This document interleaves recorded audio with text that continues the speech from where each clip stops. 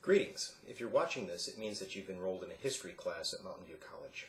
My name is Dr. Ryan Pettengill, and I'll be your professor for this semester. What I want to do with this segment is I want to introduce you to some of the guidelines, expectations, and requirements for History 1302. So if you have not yet done so, what I'd like you to do is to download a copy of the syllabus. Now you can get a copy by logging into Blackboard. Click on Content, which is on the left-hand side of your screen, and the first folder that pops up in Content should be Course Documents, and you'll find a syllabus inside. Put me on pause, print it out, or at least bring it up on your computer, and let's follow along together. The first thing I'd like to go over is how you get into contact with me. You can see that there are several ways, but the best way to get a hold of me is through email.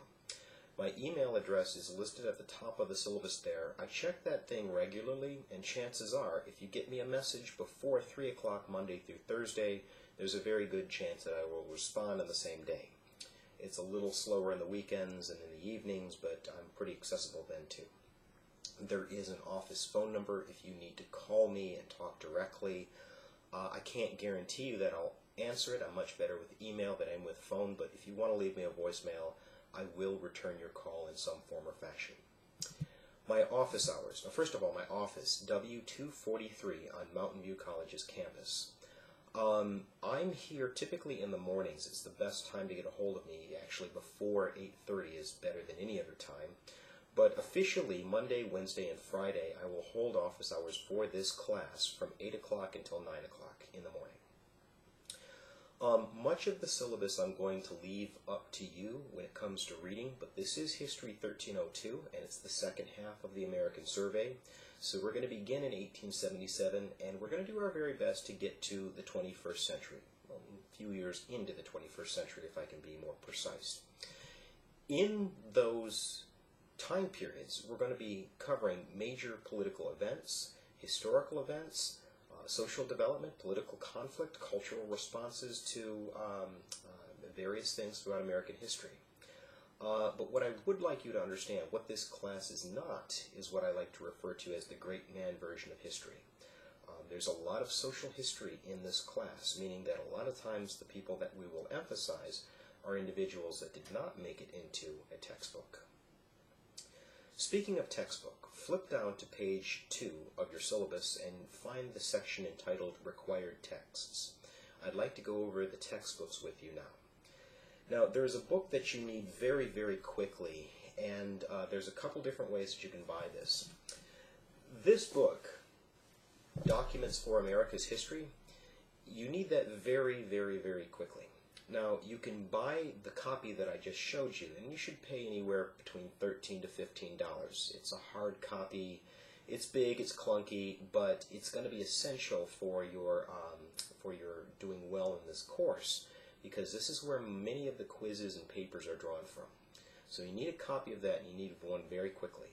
Now, if you don't want a big clunky textbook, there is an online ebook version of this, and you can get that at the bookstore.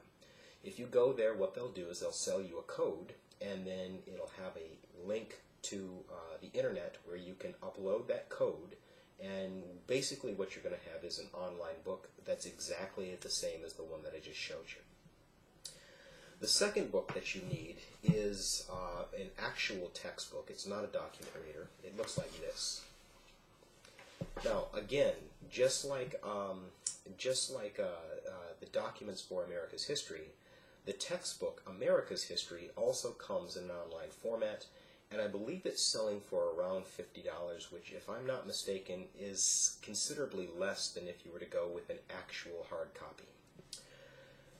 Now, you also need a copy of Upton Sinclair's The Jungle. Now, if you go to the bookstore and buy a hard copy, it looks like this. But you can also go onto eCampus, Blackboard, log in, and click on Content. Inside Content, you will find a copy of Upton Sinclair's The Jungle inside the folder entitled Online Texts.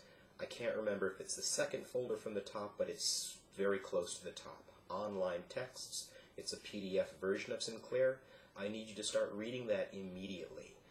Upton Sinclair will be very important for the first major assignment. The next book that you need, the last book that you need, looks like this. It's a copy of Nickel and Dime by Barbara Ehrenreich, and it is also going to be very important for an assignment in the course, but not for several weeks. So you do have some time when it comes to purchasing that book. That being said, I really wouldn't put it off too long. I don't care where you buy any one or all of these books. If you can find them online for cheaper, that's great. Barnes & Noble should have a copy of both Nickel and Dime and The Jungle. If you can find it cheaper there, that's good too. I just need you to get the books as soon as possible. Now, the last thing that I need you to get is a copy of Transforming America. Now, what Transforming America is a DVD series, and you can get a copy at the Mountain View College Library. If you go to the circulation desk and ask the librarian for a copy of Transforming America, or if you just tell them that you're in one of my online sections, they should be able to point you in the right direction. Now, if you don't want to go and check out a copy of this, or if you can't check out a copy of this, I've linked this DVD series on eCampus, and to find it, just open up Content and click on Transforming America Videos. Inside, you'll find a link that will take you to the various lessons, and if you read the course outline several pages down, you'll see what I'm talking about as far as these individual lessons are concerned. Okay? Those are the required course materials. If you have individual questions as far as that goes, please don't hesitate to let me know. What I'd like to do now is talk to you about the actual course outline. If you look at the second half of page 3 and onto page 4, what you're going to see is a week-by-week breakdown of what we're going to be doing in class.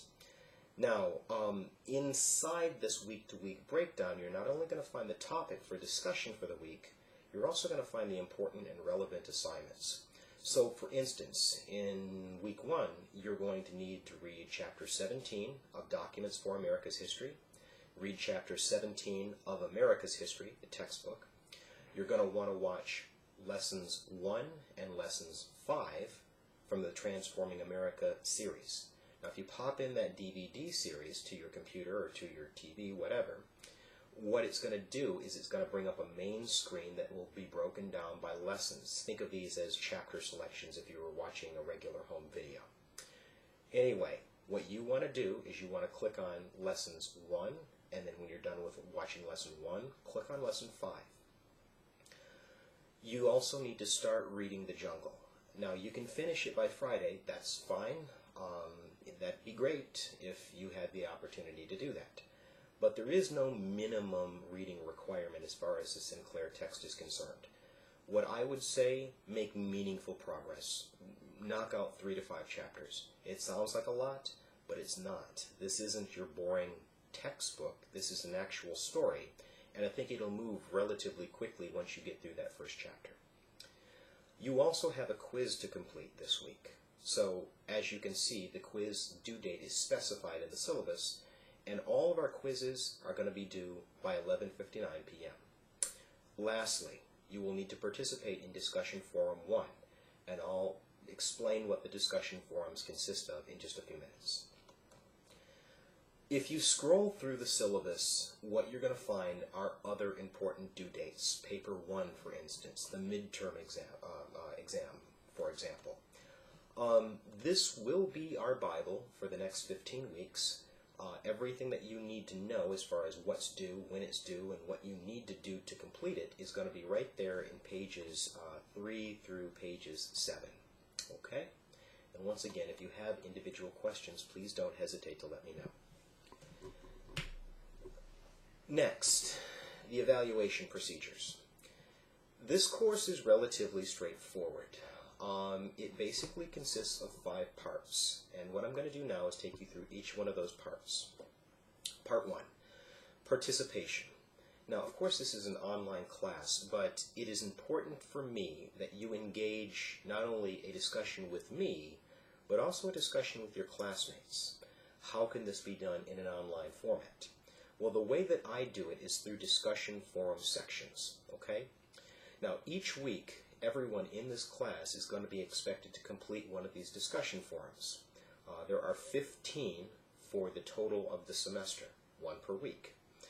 When you complete them, it's important not only to answer the question that I pose, it's also important that you engage the thoughts and the opinions of your classmates. So for instance, you can say, you can respond to what so-and-so has said as far as Pearl Harbor and its impact on American politics by saying, well, I agree with you on this point, but I disagree on this point and this point. That's what I mean when it comes to participating within this class. Now, how do you participate? Where do you go in eCampus? What you do is you click Discussions, which is several buttons down from Content. It's on the left-hand side of the screen. If you click that, it's going to take you to the forum. For example, in week 1, you're expected to complete Discussion Forum 1. It's right at the top of the page. Just click it to start a new thread, and then upload your thoughts, responding to both the question and also the opinions of your classmates. Okay? If you have individual questions as far as this is concerned, please let me know. But what I'd like you to understand is all of these things will be due on Friday. Every Friday you're going to have a discussion forum that will be due, including week 1. You have until 11:59 p.m. After 11:59, it freezes up and you'll no longer have access to it, and it'll turn into a 0 for that week. Next section, the quizzes. You will see 5 over the course of the semester.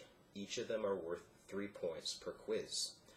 The quizzes are due when the due date specifies, both in eCampus but also on the syllabus. If you miss the quiz date, it's gone and it turns into a 0. Now, the quizzes are essentially open book. A lot of times it will take you to a very specific page in your documents for America's history, that big blue book that we started out with, and it'll ask you to respond to a particular document, your reaction to a document, what it all means. One big exception is this week, and for this week, what I need you to do is basically what I call an icebreaker question. How free are we in 2013? Has freedom expanded? Has it contracted? Why do you think that is? This quiz is going to be worth 3 points, but I want you to take this serious because this whole issue of freedom as it exists in the 21st century is going to really be the question that that drives our class this semester. Has freedom expanded? If it has so, why is that? What has been done? If it's contracted, why is that? What happened throughout the course of the 20th and early 21st century that made freedom less and less attainable for more Americans? Section 3, the papers. You're going to see 2 of these papers go over the course of the semester. Each of them are going to be approximately 2 to 3 pages long. Each paper will be worth 10% of your cumulative grade, 10 points apiece. You will have very specific question prompts for each one of these papers, but what I'd like you to understand, both paper 1 and paper 2 are going to be drawn from either Sinclair's The Jungle or Ehrenreich's Nickel and Dimed. Now you can get a copy of the question that I'm going to ask you for paper 1 if you'd like. It's right there, right now, and you can already have it if you'd like to. Go into the week 3 assignment folder and open up the paper 1 guidelines. It'll ask you the question for paper 1. Now, what I'd like you to do as far as paper 1 is concerned, read The Jungle and picture the main character, Jurgis Rudkis, going through our class, experiencing the effects and ramifications of industrialization on American life. Once again, the paper 1 and 2 guidelines will do a much more thorough job when it comes to explaining the requirements and expectations. If you'd like to know more about that, you can find it through eCampus. There are 2 exams in this course. Points 4 and 5 are the exams. There's a midterm exam and there's a final exam. They both consist of a variety of approaches, multiple choice, short answer essay questions, and 1 long essay question. And just like the papers, the guidelines and review sheets for both exams have already been posted in eCampus, and you can get them right now.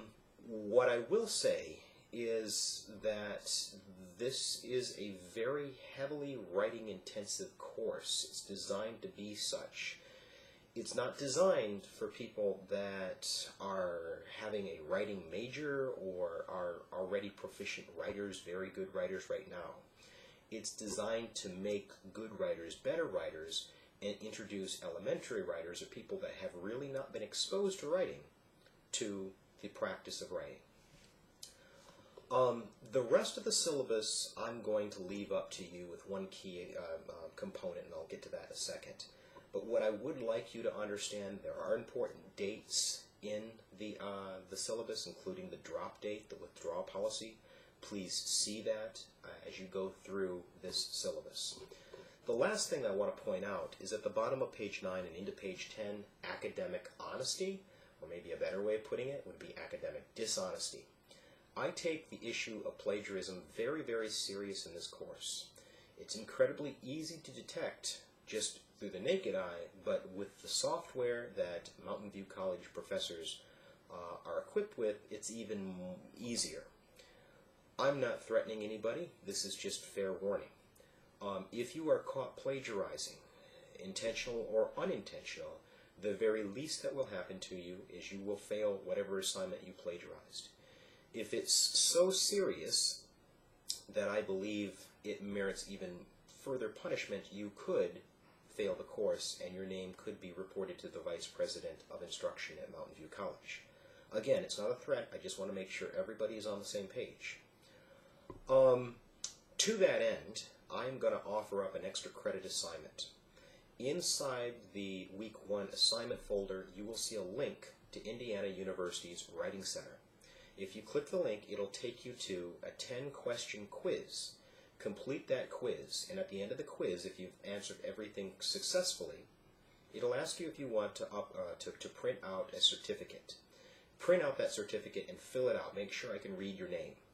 And then upload it. You can scan it into a PDF and upload that document into the plagiarism assignment inside the Week 1 assignment folder. If you do that, I'll give you 1 point of extra credit. Now, the last thing I'll say, and then I'll let you get to your work, is that this syllabus is not etched in stone. It could change. I don't necessarily expect it to change, but if for some reason it needs to change, please know that I will give you advance notice. That's all I have. If you have other individual questions, I've given you several ways of getting a hold of me. Looking forward to a very productive semester with each of you. And please, don't be strangers. I know it seems very isolated in an online format like this, but I'm more than happy to meet with you individually or speak to you directly. That's all I have. Now, with that said, I hope everyone has sharpened their pencils, polished their glasses, and ready to hit the ground running. Thanks, and let's have a good semester.